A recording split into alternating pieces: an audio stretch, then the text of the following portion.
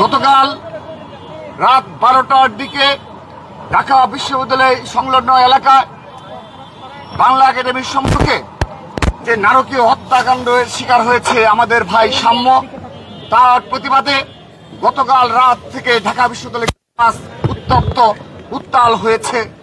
তার সহপাঠীরা এবং ছাত্রদলের আপামর নেতা কর্মীরা, সাধারণ শিক্ষার্থীরা এই হত্যাকাণ্ডের প্রতিবাদে মুখর হয়েছে এবং আমরা ছাত্রদলের পক্ষ থেকে তাদের প্রতি কৃতজ্ঞতা জানাচ্ছি।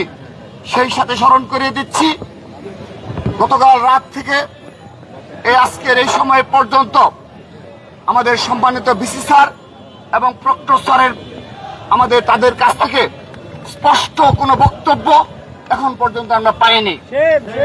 শুধু তাই নয়, এই ঘটনার পূর্বেকার বেশ কিছু অনাকাঙ্ক্ষিত ঘটনা ঘটেছে।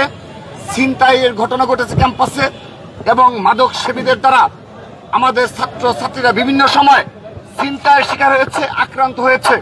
বিশেষ করে সোহরাওয়ার্দী উদ্যান, এখানে মাদকের সয়লাভ এবং মাদক সেবীদের অভয়ারণ্যে পরিণত হয়েছে।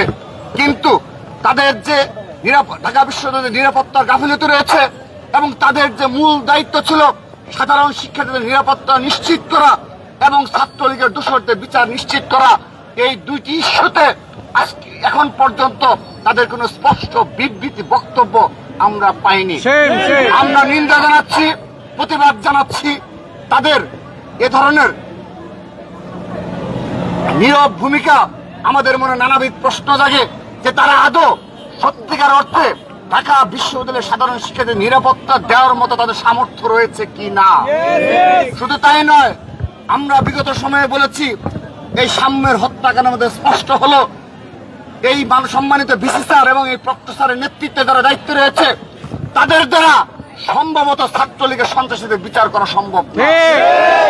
যারা বিগত সময়ে এই ক্যাম্পাস শহীদ উদ্যানকে মাদক মুক্ত করার মতো সামর্থ্য রাখে না এবং বিভিন্ন সময়ের যে অপরাধ সংঘটিত হয়েছে এবং ঢাকা বিশ্ববিদ্যালয়ের পার্শ্ববর্তী এলাকাতে যেভাবে মাদক সেবীদের আড্ডা বজায় রয়েছে, তার বিরুদ্ধে তাদের সামান্যতম আজকের দিন পর্যন্ত পদক্ষেপ আমরা লক্ষ্য করিনি।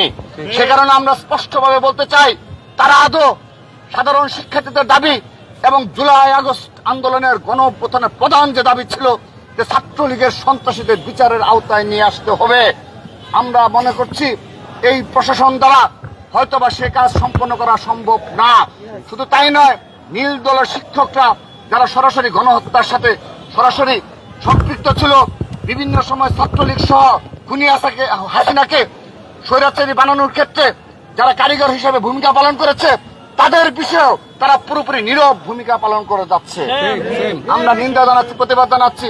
সেই সাথে আজকের এই সংক্ষিপ্ত সমাবেশ থেকে আমি আবারও এত কিছুর পরও আহ্বান জানাচ্ছি, আমাদের ভাই সাম্যকে হারিয়েছি, কিন্তু আগামীতে এ ধরনের কোন অনাকাঙ্ক্ষিত ঘটনায় আমাদের ঢাকা বিশ্ববিদ্যালয়ের একজন শিক্ষার্থী যেন আক্রান্ত যেন না হয়, কোন ছিনতাইয়ের ঘটনা যেন না ঘটে এবং পুরোপুরি আমাদের ভাই বোনদেরকে নিরাপত্তার চাদরে বেষ্টিত করতে হবে, সেই দাবি জানাচ্ছে বাংলাদেশ জাতীয় ছাত্রদল। সেই সাথে আমরা বলতে চাই, ছাত্রদল প্রশাসনের উপর সেই শুরু থেকে শতভাগ আস্থা রেখে তাদের পদক্ষেপ অনুযায়ী আমরা ঢাকা বিশ্ববিদ্যালয় সহ পুরো বাংলাদেশে ছাত্র রাজনীতি পরিচালনা করেছি। সেজন্য আজকের দিন পর্যন্ত ছাত্রদল দ্বারা কোন অনাকাঙ্ক্ষিত ঘটনা সংঘটিত হয়নি। উপরন্তু এই রাজধানী ঢাকাতে আমাদের ভাই ছাত্রদলের পারভেজকে হারালাম, সাম্যকে হারালাম, কিন্তু আমাদের দ্বারা কেউ আজকের দিন পর্যন্ত কোনো ক্ষতিগ্রস্ত হয়নি। আমরা স্পষ্টভাবে বলতে চাই, ছাত্রদল মব কালচারে বিশ্বাসী নয়। সেজন্য গতকাল এই ঘটনা ঘটার পরও আমরা আমাদের নেতাকর্মীদের নিবৃত্ত করেছি এবং আজকের এই সমাবেশ, সংক্ষিপ্ত সমাবেশ থেকে আমি সবার প্রতি আহ্বান জানাচ্ছি, আমরা আন্দোলনের মাধ্যমে আমরা আমাদের দাবি আদায় করব এবং এই সম্মানিত ভিসি স্যার, প্রক্টর স্যারের পদত্যাগের যে দাবি উঠেছে ছাত্র সমাজের মাঝখান থেকে, সেটি অবশ্যই তারা সম্মান দেখিয়ে আশা করছি তারা পদত্যাগ করবেন। কিন্তু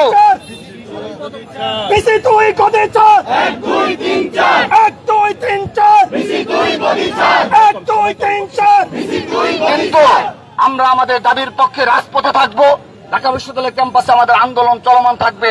কিন্তু ছাত্রদল স্পষ্টভাবে বলছে, কোনোভাবেই আমাদের কোন শিক্ষক, সম্মানিত ভিসি স্যার এবং প্রত্যষ্টা সামান্যভাবে অপদস্থ কিংবা অসম্মানিত হয় সেরকম কোন কর্মকাণ্ড ছাত্রদল উৎসাহিত করে না। এবং আমরা তাদেরকে প্রশ্রয় দিচ্ছি না, আমরা তাদেরকে নিবৃত্ত করছি। উপরন্তু সম্মানিত ভিসি স্যার গতকাল যে ধরনের আচরণ করেছে সাধারণ শিক্ষার্থী তথা ছাত্রদলের নেতাকর্মীদের সাথে, আমরা সেই ঘটনার নিন্দা জানাচ্ছি, প্রতিবাদ জানাচ্ছি। আমরা আশা করব ছাত্রদল দ্বারা কোনোভাবেই কোন শিক্ষক সামান্যভাবে অপদস্থ কিংবা অপমানিত হবে না। আমরা রাজপথে আমাদের অবস্থানের মাধ্যমে সাধারণ শিক্ষার্থীদের নিয়েই আমরা আমাদের দাবি আদায় করে ছাড়ব। সম্মানিত উপস্থিতি, সর্বশেষ আরেকটি বিষয় উল্লেখ করতে চাই।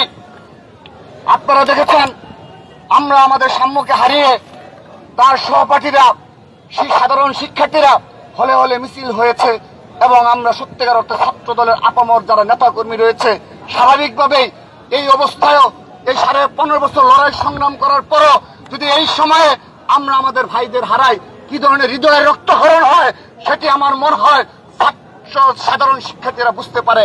কিন্তু এখনো এই দেশে একটি গোষ্ঠী রয়েছে, নিষিদ্ধ সংগঠন রয়েছে, গুপ্ত সংগঠন রয়েছে, যারা এই ঘটনাকে কেন্দ্র করে বিভিন্ন সোশ্যাল মিডিয়ায় এখনো প্রপাগান্ডা অব্যাহত রেখেছে। আমরা নিন্দা জানানোর ভাষা নেই। এরা হলো 71-এর পরাজিত শক্তি, যাদের কোনো লজ্জা শরম নেই এবং যারা যে কোনো বিষয়ে তাদের সেই 71 সালের যে ভূমিকা সেই ভূমিকাকে সোশ্যাল মিডিয়া স্মরণ করিয়ে দেয় যে তারা কতটা হিংস্র হতে পারে, নৃশংস হতে পারে। ছাত্রদল তার ভাইকে হারিয়ে বিভিন্ন দাবি থাকতেই পারে, সেই দাবি বিবেচনা করবে সাধারণ শিক্ষার্থীরা, বিশ্ববিদ্যালয়ের প্রশাসন।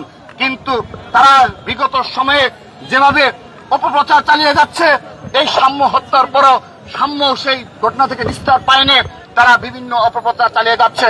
আমরা নিন্দা জানাচ্ছি।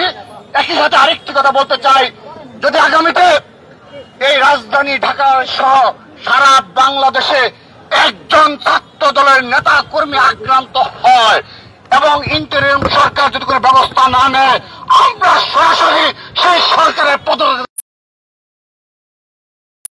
আমরা আবারও হুঁশিয়ারি উচ্চারণ করছি। এই ঘটনার সাম্য হত্যার পুঙ্খানুপুঙ্খ বিচার করে সবাইকে খুনিদের গ্রেপ্তার করে দ্রুততম সময়ে সাজা নিশ্চিত করার আহ্বান জানাচ্ছি। এবং সেই সাথে এই গতকালের ঘটনায় আজকের দিন পর্যন্ত এখন পর্যন্ত বিশ্ববিদ্যালয়ের সম্মানিত ভিসি স্যার, প্রক্টর স্যার সহ বিশ্ববিদ্যালয়ের প্রশাসন থেকে স্পষ্ট কোনো বিবৃতি এবং নিরাপত্তার গাফিলতি নিয়ে তাদের কোনো বক্তব্য আমরা পরিলক্ষিত হয়নি, সেজন্য নিন্দা জানাচ্ছি।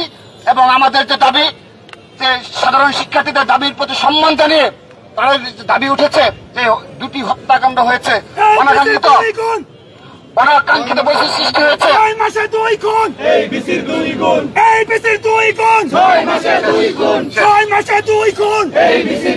সে কারণে আমরা তার পদত্যাগ দাবি করে আবারও বৃহত্তর কর্মসূচি পরবর্তীতে ঘোষণা করা হবে, সেই আহ্বান জানিয়ে আমরা এখন সবাই একযুগে আমাদের ভাই সাম্যের জানাজা অনুষ্ঠিত হবে কেন্দ্রীয় মসজিদে, সেখানে আমরা সবাই সাম্যের জানাজায় যাব এবং সুশৃঙ্খলভাবে এবং তার আত্মার মাগফিরাত কামনায় দোয়ায় অংশগ্রহণ করব।